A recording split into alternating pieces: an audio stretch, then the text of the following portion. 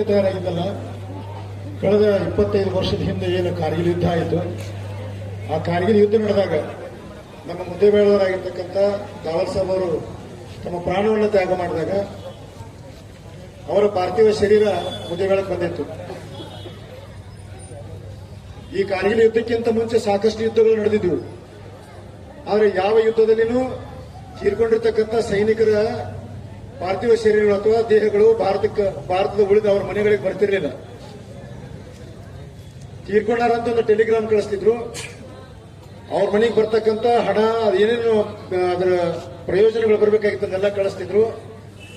ಮುಂದೆ ಯಾವಾಗೋ ಒಂದು ದಿನ ಅವ್ರ ಲಗೇಜ್ ಸಿಕ್ಕರೆ ಆ ಲಗೇಜ್ ಟ್ರಂಕ್ ಅವ್ರ ಮನೆಗೆ ಕಳಿಸ್ಕೊಡ್ತಿದ್ರು.